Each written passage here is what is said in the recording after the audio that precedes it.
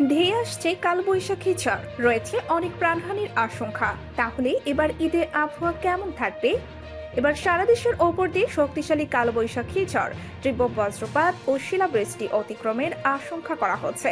গত বৃহস্পতিবার 20 মার্চ আবহাওয়াবিদ মোস্তফা কামাল পলাশ তার ফেসবুকে নিজের ভেরিফাইড আইডিতে এ তথ্য জানিয়েছেন।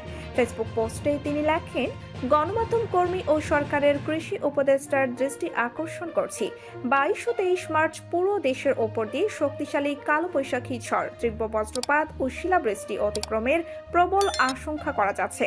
বিশেষ করে 23 মার্চ কালবৈশাখী ঝড় প্রায় তেঁতুলিয়া দিয়ে বাংলাদেশে প্রবেশ করবে এবং টেকনাফ দিয়ে বাংলাদেশ ত্যাগ করার প্রবল আশঙ্কা করা যাচ্ছে। সেই সঙ্গে বজ্রপাতের কারণে অনেক মানুষ মারা যাওয়ার আশঙ্কা রয়েছে।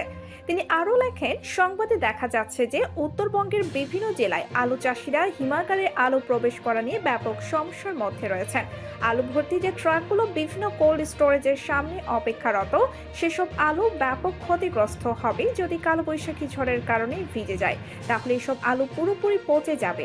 মোস্তফা কামাল পলাশ সরকারের উদ্দেশ্যে লেখেন, অন্তর্বর্তীকালীন সরকারের কৃষি উপদেষ্টার প্রতি অনুরোধ, হিমাগারের সামনে অপেক্ষারত আলু চাষিদের আলু হিমাগারে প্রবেশের ব্যবস্থা করার জন্য। বাংলাদেশের মানুষের যেহেতু ভাতের পরে আলু শর্করার চাহিদা পূরণের সবচেয়ে বড় ভূমিকা রাখে, তাই উৎপাদিত আলু সঠিক সময়ে সংরক্ষণের ব্যবস্থা গ্রহণ করা। সামনে আসছে মুসলিমদের অন্যতম বৃহৎ ধর্মীয় উৎসব ঈদ উল ফিতর।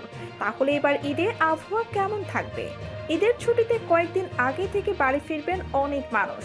ঈদের এখনো 10 দিনের মতো বাকি থাকলেও মানুষ জানতে চায় ঈদ যাত্রার সময়টাই কেমন থাকবে আবহাওয়া। এখন মার্চ মাসের শেষের দিক, তাই বসন্তকাল শেষ হয়ে কালবৈশাখী আসার সময়। তবে প্রতি বছরের মতো এবছর চাঁদ দেখার উপর নির্ভর করে 31 মার্চ বা 1 এপ্রিল ঈদ হতে পারে। স্বভাবত এটি ভাবনার বিষয় যে ঈদের আগের কদিন, ঈদের দিন ও ঈদের পরের কিছুদিন কি বাংলাদেশে বৃষ্টি হবে, নাকি এবার অতিরিক্ত গরম পড়বে।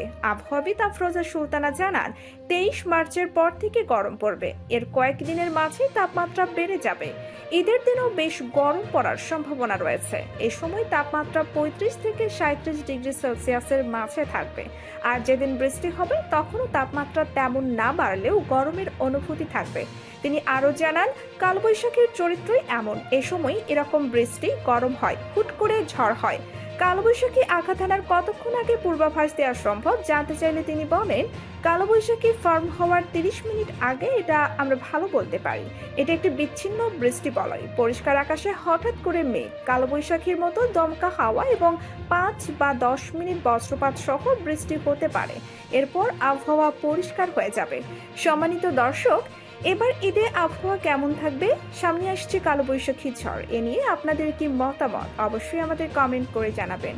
আর আমাদের আপডেট সব ভিডিও পেতে আমাদের চ্যানেলটি সাবস্ক্রাইব করে বেল বাটনটি ক্লিক করে রাখুন।